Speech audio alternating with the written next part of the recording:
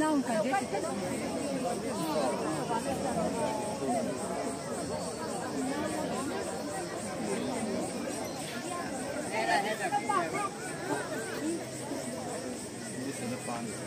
哎。